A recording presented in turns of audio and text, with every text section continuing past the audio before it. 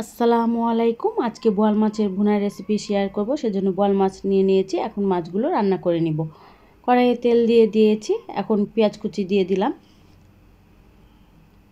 পেঁয়াজ কুচি দেওয়ার পরে লবণ দিয়ে দিলাম স্বাদ মতো। আমি একবারই দেওয়ার চেষ্টা করেছি, পরে লাগলে চেক করে আবার দিয়ে দিব। পেঁয়াজ কুচিগুলো ভেজে নিচ্ছি।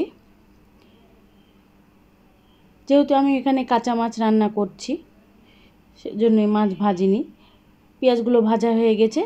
1 টেবিল চামচ দিয়ে দিলাম রসুন বাটা, আদা জিরা ধনিয়া একসঙ্গে বেটে নেওয়া দিয়ে দিলাম 1 টেবিল চা চামচের অর্ধেক। হলুদ গুঁড়া মরিচ গুঁড়া দিয়ে ভালো করে কষিয়ে নিচ্ছি। একটু ঝাল ঝাল করব মাছ। ভুনা কিন্তু ঝাল ভালো লাগে, মাছ এভাবে ভুনা করে নিলে খেতে ভালো লাগে বোয়াল মাছ। মশলাগুলো ভাজা হয়ে গেছে। এখন দেখতে পাচ্ছেন তেল ছেড়ে দিচ্ছে মশলাগুলো থেকে। অল্প করে পানি দিয়ে মশলাগুলো কষিয়ে নিব। মশলাগুলো ভালোভাবে কষাতে হবে যাতে মশলাগুলো থেকে কোনো রকমের কাঁচা গন্ধ না আসে। নেড়ে দিচ্ছি পানি দেওয়ার পরে। আর এখন মাছগুলো দিয়ে দিব। মশলা কষানো হয়ে গেছে, একটা একটা করে মাছ দিয়ে দিচ্ছি।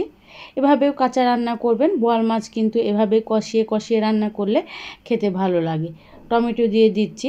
এক পাশ ভালোভাবে কষানোর জন্য আমি এখন ঢেকে দিব। ঢেকে দিলাম। এখন দেখে নিচ্ছি মাছগুলো কষানো হয়েছে কিনা। দেখতেই পাচ্ছেন মাছের কালার চেঞ্জ হয়ে গেছে। আর পাশ কষানোর জন্য উল্টিয়ে দিচ্ছি। এভাবে ঘুরিয়ে ঘুরিয়ে দুই পাশ ভালোভাবে কষিয়ে নিতে হবে।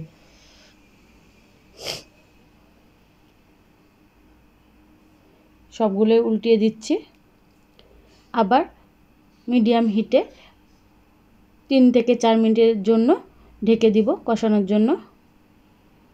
এখন দেখে নিব কষানো হয়েছে কিনা। দেখতেই পাচ্ছেন কষানো হয়ে গেছে। আর এই পর্যায়ে এসে আমি দিয়ে দিলাম কয়েকটা কাঁচামরিচ মাঝখান দিয়ে কেটে নেওয়া। এখন পানি দিয়ে দিচ্ছি পরিমাণ মতো। পানি দেওয়ার পরে নেড়ে দিব। নেড়ে দিলাম। আর এখন ঢেকে রান্না করে নিলে রান্না হয়ে যাবে। দেখে নিচ্ছি, দেখতেই পাচ্ছেন মাছ ফুটতে শুরু করেছে। এই পর্যায়ে এসে দিয়ে দিলাম ভাজা জিরা ধনিয়া গুঁড়া 1 টিস্পুন মতো। দেওয়ার পরে নেড়ে দিব। এভাবে রান্না করবেন। বোয়াল মাছ খেতে কিন্তু ভালো লাগবে গরম ভাতের সাথে।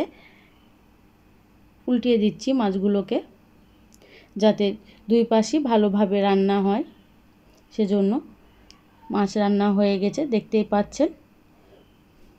আশা করি আপনাদের বোয়াল মাছ ভুনার রেসিপিটি ভালো লেগেছে।